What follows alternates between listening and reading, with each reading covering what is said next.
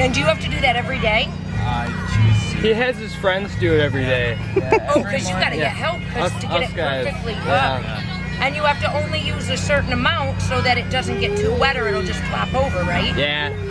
What do you use? Hair dryer. It's a certain kind of hair. Just some cheap stuff. Cheap CVS stuff. Everybody gonna do. Only CVS, not Meyer though.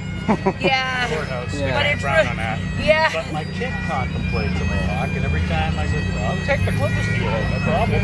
He balks. Yeah. Well, I wouldn't either. I have to be very careful. I'm a teacher and I like to play with color. I do it more in the summer, but it's very fun. I've had kids with hair like that, and I can't help it. I always have to touch the tip, you know? They're like, stop touching Then you it. run the risk of breaking it off. I know. So much time and effort. I know. Well, Casey's friend's doing apparently. See, I just picture you hanging upside down.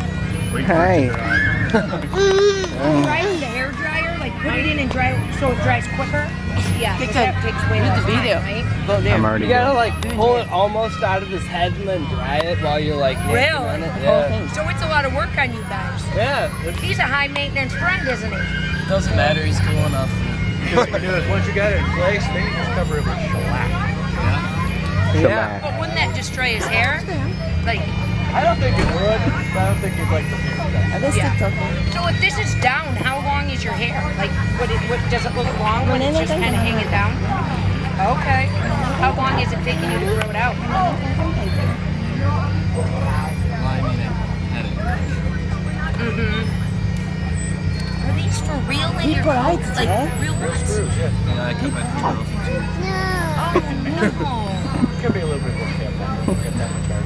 no. Wow. It still looks really cool. Your hair is awesome. Not all of it. Okay, boys, let's cut the real hair out. Yeah. You gotta take that one off.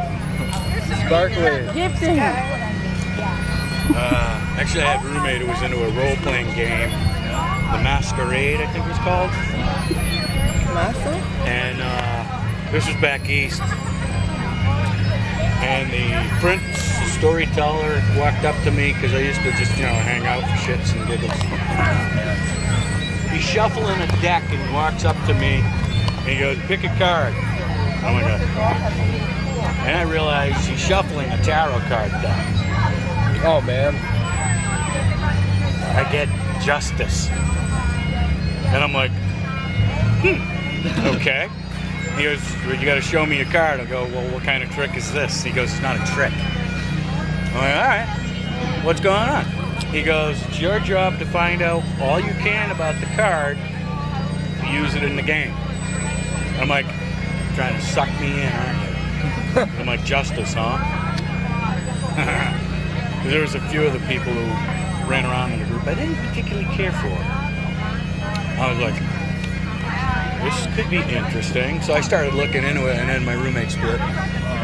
Oh Yeah, wow. so I had like no immediate reason to head up there. I'm like, screw it. Oh yeah, it could have been interesting. Wow. Especially, was it clans that the vampires were divided into? And the one was called Bruja.